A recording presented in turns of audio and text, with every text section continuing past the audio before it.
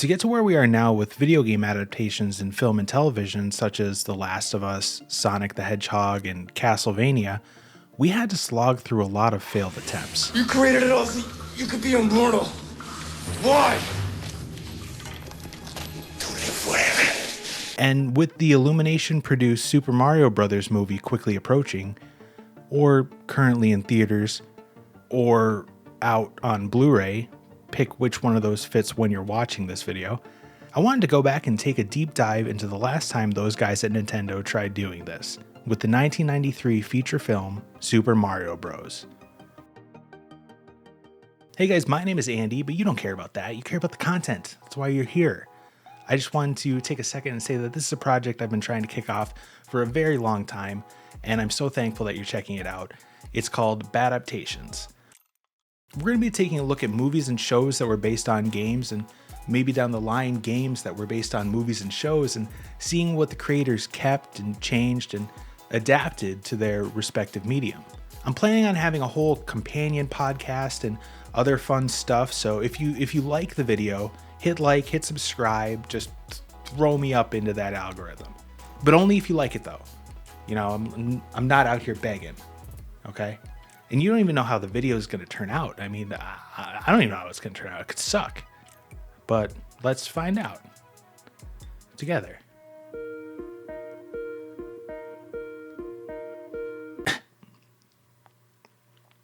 Before we could talk about the movie itself, let's quickly go over the players involved. One of the most shocking things you'll notice right out of the gate is that Super Mario Bros. Actually had a pretty notable cast for the time. Were they cast correctly for this film? Absolutely not. But they were recognizable stars for the 90s. The leading roles for Mario and Luigi went to Bob Hoskins and John Leguizamo. Hoskins had just come off both Who Framed Roger Rabbit and so he was recognized by children and parents alike. Although he didn't want to be typecast into children's movies, after a considerable number of rewrites and his son recognizing the game, he agreed to the role. And this certainly didn't turn out to be a children's movie. I still don't know who this movie was made for. Leguizamo was still up and coming, only having a few smaller roles before this. Luckily, this movie didn't seem to be a career ender for him, as I'm sure it was for some other people involved. Leguizamo would go on to have a highly successful career to this day and voice Sid the Sloth in literally hundreds of Ice Age movies. Playing the antagonists of King Koopa and his mistress, Lena, were Dennis Hopper and Fiona Shaw, who you might recognize as Aunt Petunia from the Harry Potter movies. Hopper was probably the most prolific actor attached to this project. He had roles in things like Hoosiers and True Grit, but what's crazy to me is this man was acting since the 50s. The 50s! And he ended up playing Koopa. Not Bowser, though. That's a different point entirely, and we'll touch on that a little later. Practically everyone who was cast in this movie was way down the list of considerations and not top choice. Mario is passed on by Danny DeVito, who was actually offered to direct. Tom Hanks was considered for Luigi, and Arnold Schwarzenegger, Kevin Costner, and Michael Keaton all passed on the roles of Koopa. Between tons of rewrites, iffy casting, and lack of knowledge on the source material from the actual cast, things did not seem to be going off to a great start. Okay, so now we're going to jump into the thick of the film. So if you don't want this 30-year-old movie that you probably saw as a kid, and let's face it, you probably clicked on this video and you were like, oh yeah, I saw that movie as a kid, that thing sucked. Spoiled. Then you could skip ahead. There should be timestamps in the description or on that little bar underneath the video. So right off the bat, some groundwork is established to explain how the science fiction elements of the Mario universe come into play, although this is brand new information. For anyone who's familiar with Mario at the time, they saw it as simply a human in a cartoonish fantasy world. But the film tries to give reason to the Mushroom Kingdom's existence and has Mario and Luigi as regular New Yorkers who are brought into this world. Surprisingly, the 2023 animated film seems to be doing the same. Thank you, Super Mario Bros. It seems like the only thing you haven't drained is my bank account. In a brief animated intro, Homer Simpson, literally Dan Castellaneta, explains that when the meteor hit Earth, it created a portal to another dimension where dinosaurs escaped to. And in that world, humans evolved from dinosaurs and not apes. There we go. We got it, boys. Let's make a movie.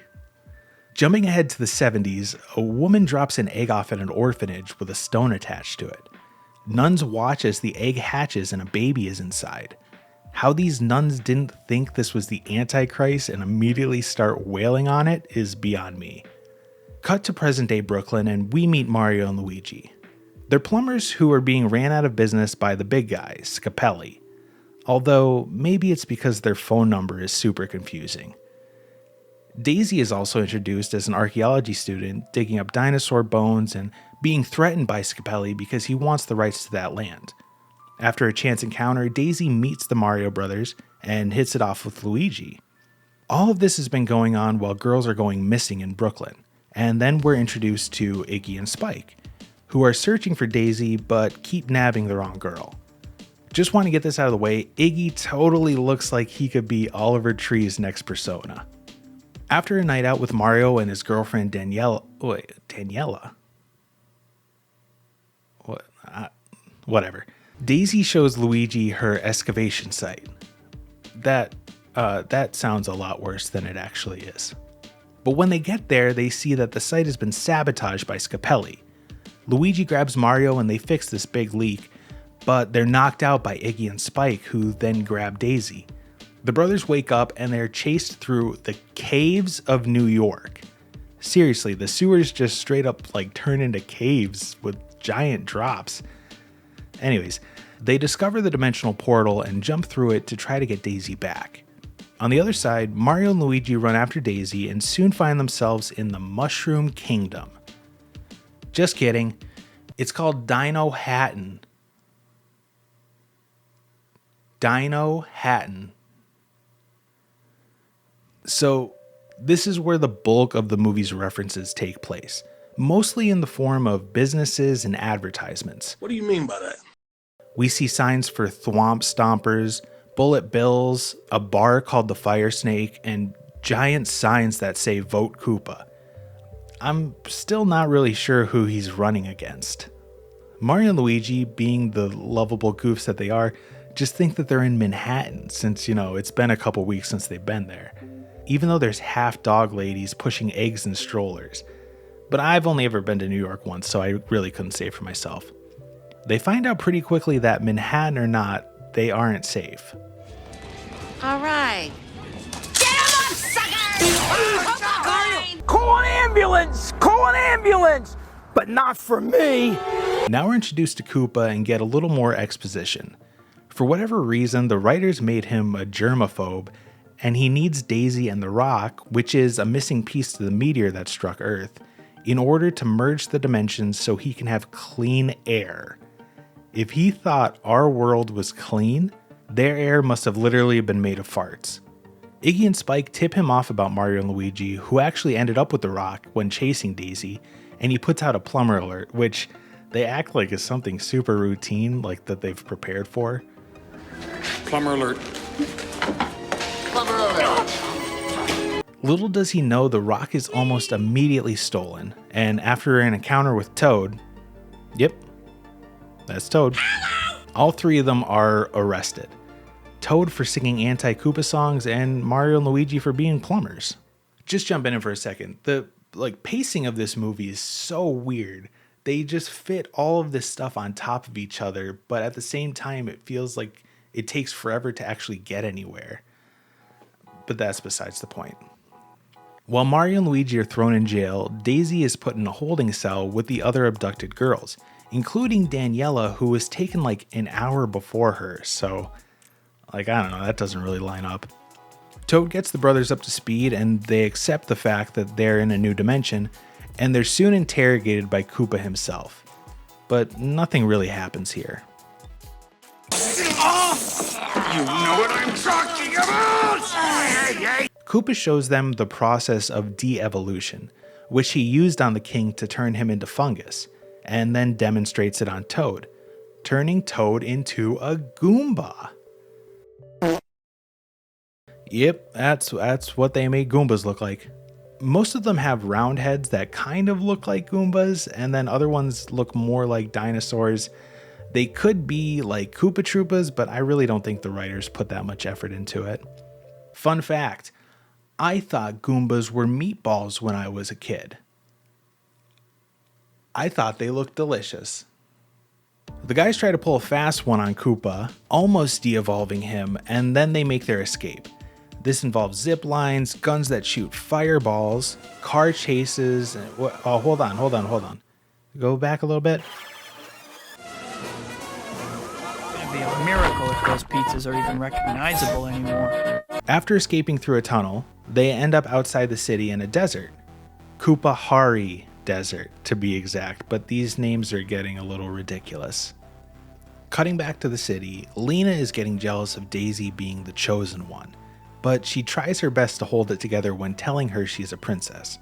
Koopa is tired of Iggy and Spike messing up, so he reverses the de-evolver and makes them more intelligent so they could hopefully track down Mario and Luigi.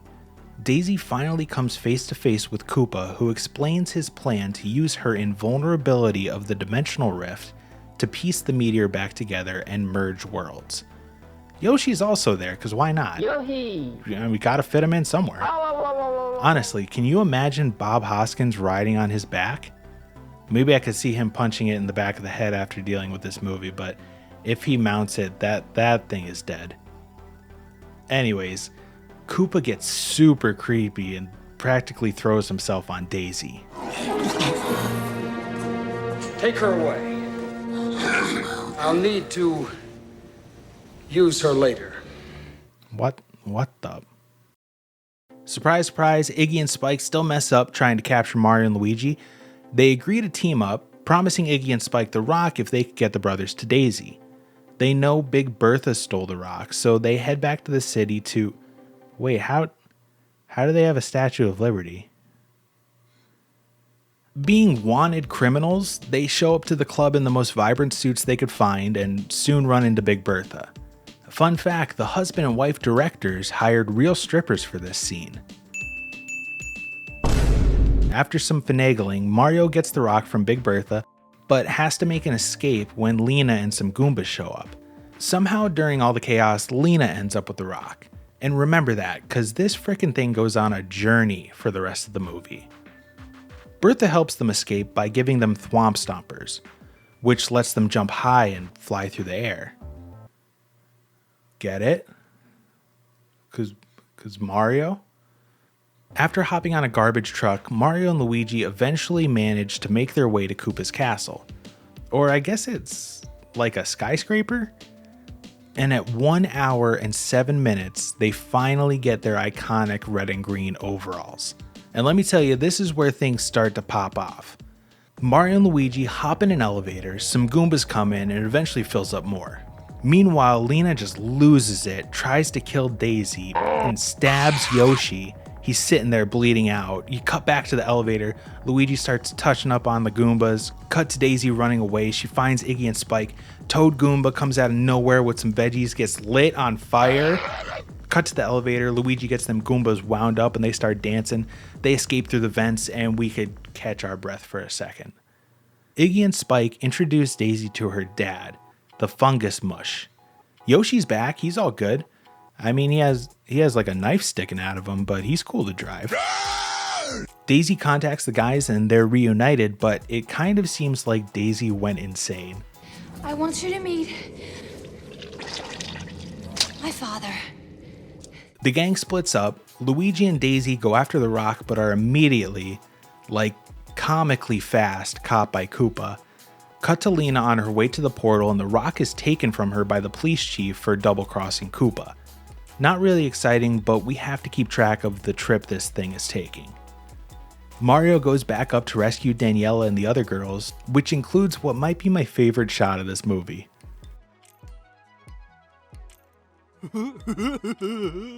Mario arrives, and this leads to a quick confrontation and a wacky escape riding a mattress down a gigantic icy pipe.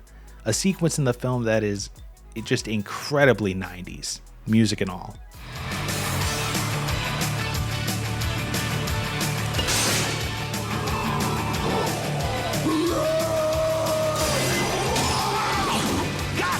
During this, the chief gives Koopa the rock while he's in the heart of the city with Luigi and Daisy. The pipe Mario and the girls are taking conveniently leads right to them. We see the only reference to bullet bills here. They're a cartridge for thwomp stompers, and Mario knocks Koopa into a hanging basket, which I won't lie is kind of nice seeing something reminiscent of the game it was supposed to be based on. During this chaos, the rock drops back down to Lena's hands and she makes her way to the meteor. For whatever reason, Koopa thought it was a great idea to hold the main element needed to complete his life's goal by the teeth, especially with being a germaphobe and that thing being all over the city. Seriously, impeccable writing. After failed attempts throughout the movie, Fungus King tries to reach out to Mario, offering him a Bob-omb. He takes it, winds it up like the little Happy Meal toy it is, and the city proceeds to lose their. This thing is literally moving at an inch a minute and almost immediately falls, so it seems like the effort was in vain. Lena has finally made her way to the meteor and attempts to open the portal to our world. Luigi, Daisy, and all the girls follow her and see the portal opening. The girls jump through the portal back to New York, but if you remember from the beginning of the movie, they had to jump over a canyon into the portal. So wouldn't everyone have just fallen to their death? Lena gets comically electrocuted and thrown into the wall, like classic nothing but a skeleton left electrocuted. Luigi and Daisy then start trying to remove the rock. Everyone starts getting endgamed into New York, conveniently right in front of the dig site, Scapelli, and a TV crew. Koopa starts his takeover, and he uses a super scope that was spray painted black to de-evolve Scapelli into a monkey, and then just starts. Ooh. Well, they didn't know back then. With Luigi's plumber training, they're able to remove the rock and everyone from Dino Hatton is returned. Not before Koopa lets us know his displeasure with the situation by an Oscar-worthy line of dialogue.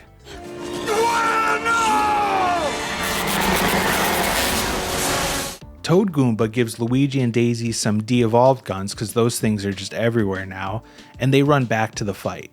Luigi and Mario start to de-evolve Koopa, and the Bob-omb finally makes its way back and blows him up.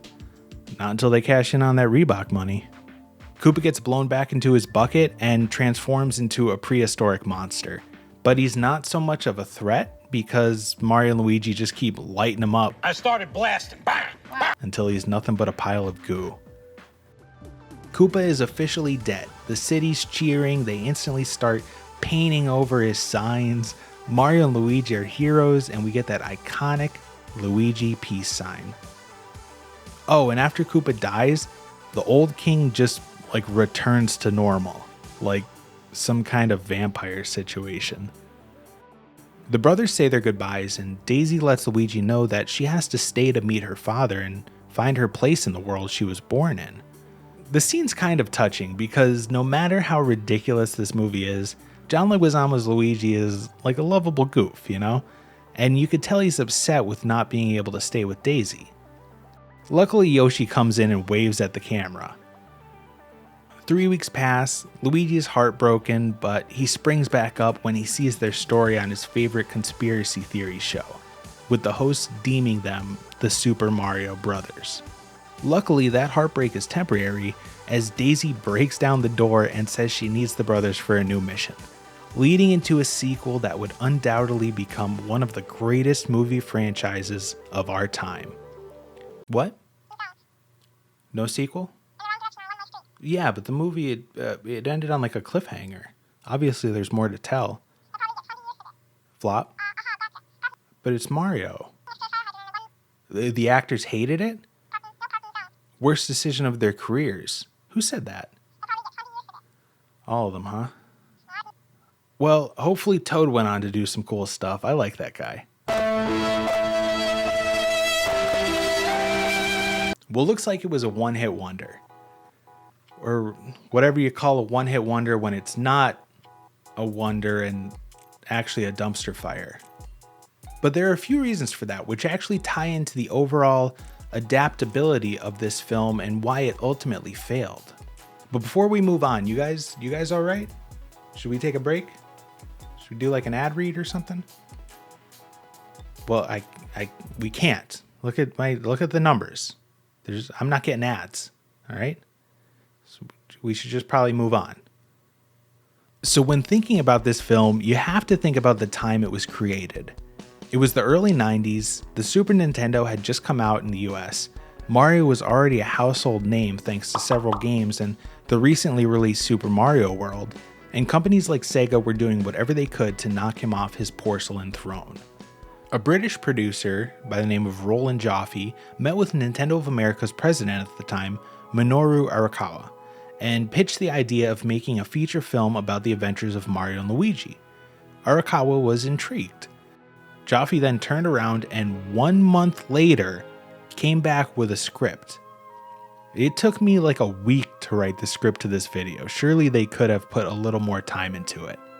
But I guess they didn't need time, because not only did Joffe leave the meeting with a contract for $2 million, he was also given temporary control over Mario as a character. He could literally have done whatever he wanted to with Mario after 2 meetings. I gotta give it to the guy. He must have some way with words. And no disrespect to Arakawa, but my man Reggie, he would have put up a little more of a fight. But Nintendo wasn't worried. It was temporary after all, and they felt Mario was bigger than anyone realized, and he could stand on his own outside of games. So they were happy to take the risk and try it out. Early concepts of the script, most likely the version that won Nintendo over, was more of like a road trip between Mario and Luigi. It was akin to The Wizard of Oz and even Rain Man. I'm not sure how that was going to work, but Luigi was definitely going to be Dustin Hoffman. And as good as that first script was to Arakawa, it really didn't matter, because after failing to secure first pick directors such as Harold Ramis, Joffe brought on a team that would seal this movie's fate. Husband and wife directors Rocky Morton and Annabelle Jankel. The team's most notable work was Max Headroom, the sci-fi show from the 80s you've definitely seen clips of. And when they came onto the project, boy did they just take over. They immediately changed the premise to a darker tone, like other fictional adaptations from the 90s, like Batman and the Teenage Mutant Ninja Turtles. Although Morton and Jankel's strategy was to start off in reality and exaggerate as much as possible. This would definitely come into play later down the line of production through constant rewrites and last-minute adjustments. Some of those rewrites came instantly when they fired the current writers of the project because they thought the movie about Mario was too funny and cartoonish. So Morton and Jankel kicked them out and brought on 2 new writers to make a more adult-oriented movie with a stronger feminist tone, which more than likely expanded on Daisy's involvement in the story. With the new writers came bigger scenes, set pieces, and effects to match the exaggeration Morton and Jankel were looking to achieve. This increased budget to the point where Joffe had to secretly hire new writers to bring the tone back down to something that could be enjoyed by families, and was cheaper. Morton and Jankel almost quit after finding this out, but literally felt that they were the only ones capable of saving this film. I mean, how up your own butt do you have to be? We all know you just needed the gig to help pay off the Tim Burton film school you went to. After the script was passed around more than a warp whistle at a Mario party, casting also finished up and production was ready to roll. And I would spend just as much time on casting, but it's really not that interesting. Every person who was cast in this movie was not the first pick. Mario was offered to Danny DeVito, Koopa was offered to Arnold Schwarzenegger, they even wanted someone else for Toad, but the dude was unavailable. John Leguizamo was still up and coming at the time, so I'm sure he accepted the role with little reservations. Bob Hoskins saw his kid playing the game and was finally convinced to take it on. And Dennis Hopper has gone on record saying he took the role to buy his kid's shoes. He would always follow that up with saying his kid told him that he didn't need shoes that badly. Filming went about as good as you could imagine. In the time that this movie was greenlit to when they were ready to begin filming, Disney had bought the distribution rights to the film and demanded even more rewrites. If you could believe it, the directors say that the final script didn't match up to the set pieces already in place and a ton of scenes got left on the cutting room floor. Like I mentioned earlier, actual strippers were hired for the club scene. Well, they apparently shot a lot more with Mario and the girls. And I ain't talking about Daisy. The actors were pretty fed up with production as well due to Morton and Jankel. Apparently, it was known that the two would constantly make tweaks to the scripts, the set, the cameras, and more without even telling each other. This would lead to arguments between the two on set, delaying filming scenes. Dennis Hopper even chewed them out before one scene because of the unprofessionalism. Morton was even physically locked out of the editor's room because the editors weren't about to deal with the horror stories they've been hearing about for the past few months. Despite the constant rewrites, last-minute changes, arguments on set, and generally abysmal morale, the movie finally wrapped and came out. So for being an adaptation, the whole point of making this video, and after seeing everything we've covered so far, we could finally ask the question, did they get anything right? No, not really. But we're gonna break it down anyways.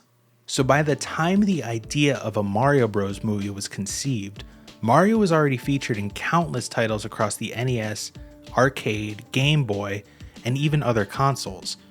He had 6 mainline games to himself: Super Mario Bros. 1, 2, and 3, Super Mario World, and Super Mario Land 1 and 2.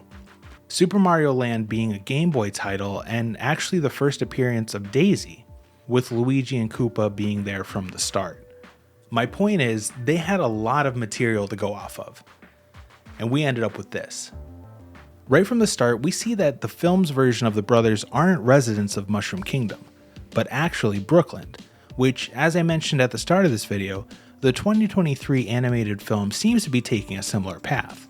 The initial screenwriters of the film have said that they took the approach of making a prequel to the recently released Super Mario World. They actually said that they envisioned Nintendo viewing this film and making Super Mario World as a sequel to it. Let that sink in. See, what I'm getting at is Super Mario World doesn't take place in the Mushroom Kingdom, but rather Dinosaur Land. And the final area is a dark wasteland with Bowser's castle in neon lights. So you could faintly see the parallels. That's another thing I want to mention really quick. Bowser. Bowser was in this film, but he wasn't Koopa. It's been really hard to make this video saying Koopa instead of Bowser, but yeah, the film's version of Bowser is actually Daisy's father, the Fungus King. They do not mention him by name, but on IMDb, he's listed as King Bowser. Why though? Why make a change like that with literally no explanation? Speaking of Daisy, who doesn't make an appearance in Super Mario World, but was really only featured in Super Mario Land for the Game Boy by this point, she doesn't start off as a princess right off the bat. She's an orphan who turned into an archaeology student, drawn back to the world she was closer to than she knew. I won't lie, I kinda like that. She eventually came face to face with this world thanks to a couple of the Koopa kids. Well, Koopa men. Koopa fully grown, greasy men. The Koopa kids, or Koopalings, were already in Super Mario Bros. 3 and Super Mario World, but only Iggy and Spike crossed over to the film. And they were Koopa's cousins instead. There are 7 Koopa kids in total, and they're typically bosses in Mario games, even to this day. Including all 7 Koopa kids in the movie would be difficult and honestly not really needed, as these 2 were mainly used as stooge-like comedic relief. And since we're talking about kidnapping princesses, you might be thinking, where's Peach? Well, at this point, America didn't really have Princess Peach. The Peach in the mainline Mario games was always known as Peach in Japan, but when adapting to Western audiences, Nintendo of America changed her name to Princess Toadstool. It really wasn't until Super Mario 64 where she started to finally be universally referred to as Peach. So since Daisy was another princess established by then, I think it's safe to say the writers felt a little more comfortable having the cute girl on screen be called Daisy instead of Toadstool. Other minor characters of note would really just be Toad, Yoshi, and the Goombas. Toad was featured in games since the original Super Mario Bros. He's the one who teased you at the end of every world. And by the time the film was made, he'd become more prominent, having bonus levels in Super Mario Bros. 3 and even being a playable character in Super Mario Bros. 2. In the film, he's a greaser with an odd spiral haircut. I'm assuming that's a lazy reference to Toad's mushroom head from the games. And it sets him apart from the rest of the cast for the small portion of the film he's actually Toad, as he's quickly turned into a Goomba. Goombas are the first thing you kill in Mario. They are what births the plumber's bloodlust that will continue for the next 8 worlds. It will not cease until he flips the last act switch.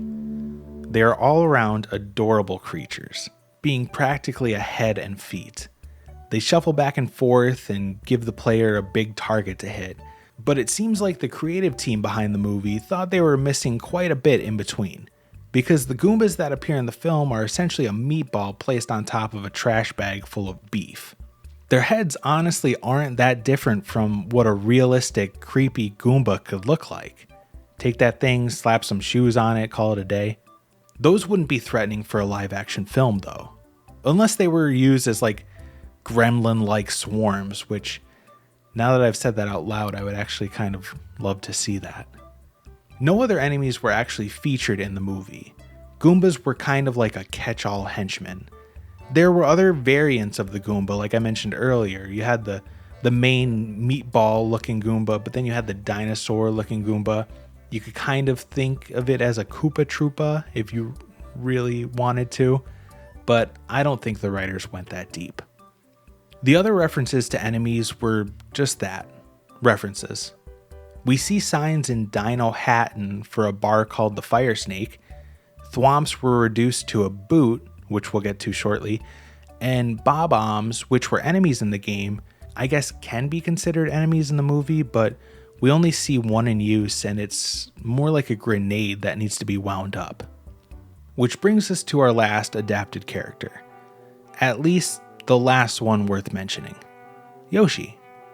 Yoshi was a standalone character on the NES with his own puzzle game, but crossed over into the Mario-verse most famously in Super Mario World. You gain access to Yoshi pretty quickly, like on the first level, and can ride on his back, use him as a living shield to take another hit from enemies, and bash him in the back of the head to do your bidding. The film's Yoshi is, not surprisingly, quite different. He's malnourished, chained up, and he's a pet of the Koopa family. And although it's not the Yoshi we know and love, it's still tough seeing this adorable little dinosaur in captivity and pain. Live-action Yoshi is still there to lend a helping hand, mainly to Daisy. He is certainly smart enough to know Koopa is bad and does whatever he can to comfort and assist Daisy in her escape. Fun Yoshi fact. The puppet of Yoshi was actually so intricate, it had 70 cables attached to it and required 9 people to operate. The producers of Jurassic Park, which was filming at the same time, visited the set and were so impressed with Yoshi, they considered hiring the team to be a second unit. Yoshi also cost $500,000 in 1992. Thinking back to that $2 million check Arakawa gave Jaffe, and granted the budget of this film well exceeded that, a quarter of it was essentially for Yoshi. Getting back to the adaptations, another staple in the Mario universe are the power-ups. Mario will grab a mushroom to get bigger, a flower to shoot fire, a leaf to flutter. Bob Hoskins was a very real, very portly man. He wasn't going to be jumping. He wasn't going to be flying. He was barely going to be acting, but his only power-up on set was a flask to help him get through the day. Quick little fun fact, I think everybody knows this, but Hoskins and Leguizamo said that they were pretty much drunk this entire movie. So if you're watching it, just know that they were lit. Really, the only power-ups we see in the movie are fireballs, and they're in the form of flamethrowers. Sometimes they're just streams of fire, but during a few action sequences like the prison escape, we see balls of fire shoot past the brothers. In a world where there's science fiction elements but no outright magic, this wasn't terrible.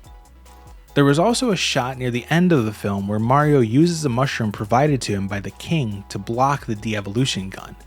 This mushroom takes the hit and begins to grow, and Mario essentially takes another hit by using the mushroom. It's a stretch, but the reference is there. But yeah, it wasn't like Hoskins was chomping on these things and then going goblin mode. Mario's innate ability to jump high in the games is actually treated more like a power-up in the film than the actual power-ups from the game. This is done by Thwomp Stompers. Again, the Thwomp is a pretty prominent enemy in the game, but here, it's simply a reference. Smushed into a pair of boots that launch you into the air for convenient getaways. Thwomp Stompers can also apparently take different cartridges, or like they run on cartridges. I'm not too sure, but we get a reference to Bullet Bill as a type of ammo for the boot, and then it's used more as a projectile. Overall, the elements that were adapted in this film didn't really feel like adaptations. Just a movie filled with fun little references and the occasional Easter egg, like the de-evolution gun just being a super scope painted black. Even though the characters' names were familiar, it didn't seem like anything was truly pulled from the games into this movie. Honestly, if you changed everyone's name and some set pieces, it could be an entirely different movie and you wouldn't even associate it with Mario. And there are certainly other things in this movie that I could break down and like meticulously compare to the games, but I wanted to focus on the big ticket items. And honestly, this is the longest video I've written a script for, and I don't know if I'm going to be at 10 minutes or 2 hours, so I think we should just move on. So, the reception of the film. Needless to say, the Super Mario Bros. Movie was a flop. From the initial check for $2 million Jaffe received from Arakawa, the film's budget grew to somewhere between 42 to 48 million, and only went on to gross about 39 million at the box office. Critics were mixed, but definitely leaning on the downside. Roger Ebert gave it 2 thumbs down. The Baltimore Sun said Yoshi had more personality than the actors, which I kind of agree with. And it's currently sitting at a 29 for both critic and audience scores on Rotten Tomatoes.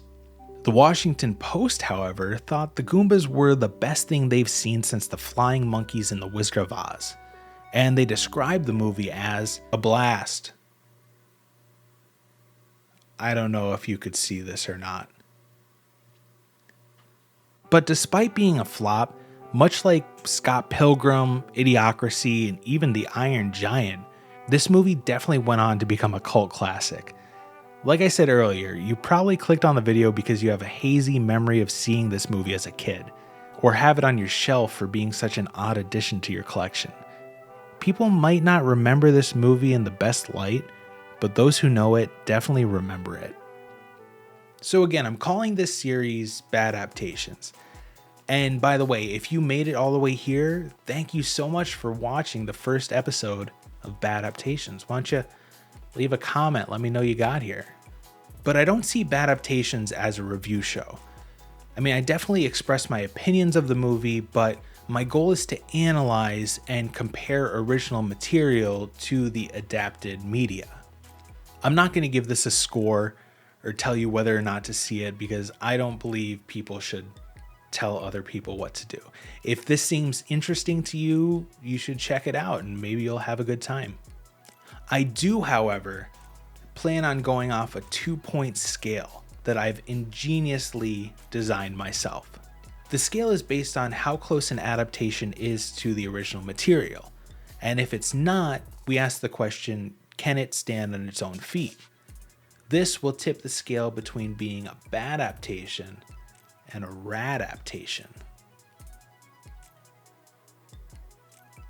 The 1993 film Super Mario Bros. Is a bad adaptation. Reiterating what I've said throughout the video, this movie isn't as much of an adaptation as it is a string of references tied to a franchise that, although known by a larger audience at the time, could be considered pretty niche to today's standards. It basically took a property's name and tried creating something entirely different. I believe Arakawa was right when he said that he felt Mario was big enough to stand outside of the realm of games, but I think this version of Mario was not what he had in mind. And that does it for the inaugural episode of Adaptations. Thank you guys so much for watching and sticking around. I mean, now you know how the episode turned out, so if you enjoyed it, hit like, hit subscribe, tell your friends, just squat down and poop me out into that algorithm so I know to make more. We have a ton of episodes planned, so let me know down in the comments what movie you guys want to see next. If you saw it as a kid and it was your favorite game, you were so excited and you were so disappointed, is probably on our list. And I did say we. Remember earlier I said I was playing a companion podcast. That's going to be with my wife and our friends Dane and Ryan, so you can watch these in-depth videos and then go listen to us incoherently babble about the movie we just watched. But that's it. Thank you guys so much. Have a great day. Bye-bye. Love you. Bye-bye.